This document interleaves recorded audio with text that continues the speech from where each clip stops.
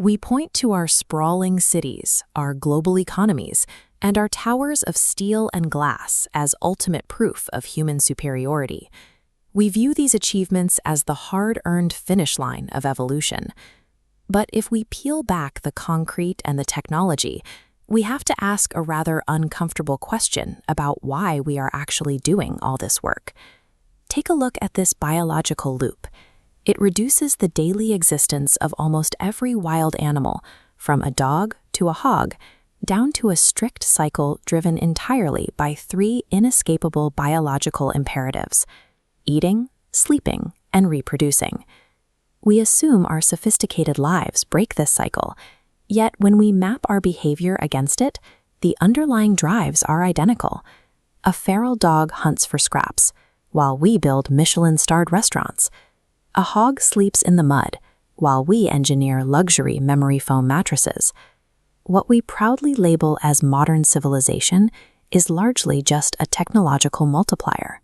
We use our advanced intellect to construct highly elaborate, expensive ways to satisfy the exact same appetites. This uncomfortable parallel is central to the teachings of spiritual leaders like Srila Prabhupada, who challenged modern societies to evaluate their true priorities. His critique is sharp. If we dedicate our entire human intellect solely to maximizing physical comfort and pleasure, there is zero functional difference between our existence and that of an animal. We merely have better tools. To understand why we fall so easily into this biological trap, we have to look at this diagram mapping human identity. The outermost ring represents what is known as the gross body, our physical flesh, bone, and senses. We go through life assuming this outer shell is who we are. But think about what happens when you dream. Your physical body powers down entirely. It rests in a bed, inactive and unaware. Yet you are still experiencing reality. You feel fear, joy, and movement. This happens in the next layer inward, the subtle body, which consists of your mind, intelligence, and ego. It keeps running even when the physical hardware is off. But the true spiritual self sits deeper still. It is the conscious observer at the center, completely independent of both the physical senses and the mental chatter. When we spend 80 years working solely to satisfy the demands of the gross and subtle bodies, we are catering to temporary layers and ignoring the actual permanent self inside. It is easy to defend our society by pointing to altruism.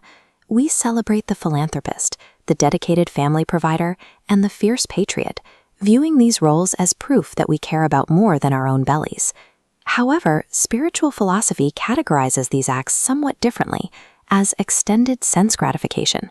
Securing the borders of a nation or accumulating wealth for a family lineage certainly requires sacrifice, but the end goal is exactly the same: securing the eating, sleeping, and mating conditions for a specific group of bodies instead of just one. Altruism dedicated purely to physical and societal comfort scales the trap, makes it socially acceptable and even noble, but it remains an animalistic trap all the same. There is a story from 16th century India about a wealthy nobleman who noticed his son was entirely detached from worldly ambitions. Fearing the boy would abandon society for a spiritual life, the father devised a cure. He arranged a marriage to a brilliant, beautiful wife and transferred immense financial estates into his son's name, intentionally attempting to anchor the boy's attention to the physical world. As this visual comparison shows, we recognize poverty and desperate struggle as a crude iron chain, but extreme wealth and familial success act as a golden chain. Look at the locking mechanisms. Despite the difference in material, they do the exact same job. Worldly success is beautiful, comfortable, and highly polished, but it functions perfectly as a prison, keeping the true self fully locked into the material illusion. If the baseline instinct of an animal is to unconsciously indulge its physical urges, the specific purpose of human life must be the ability to consciously oppose them. This requires a practice known as tapasya. Simply put, it is austerity, the voluntary acceptance of physical hardship and the deliberate denial of the senses in order to achieve a higher spiritual goal. Spiritual teachers like Prabhupada emphasize leaning into this discomfort is the only effective method to break our deep attachment to the gross and subtle bodies. This completely reframes the purpose of our massive intellect. Your intelligence is not a tool designed to figure out how to consume more efficiently. It is the exact instrument required to recognize your animal tendencies and intentionally dial them down. True freedom relies on an active decision. You have to stop relying on material attachments, no matter how beautiful they are, to provide fulfillment.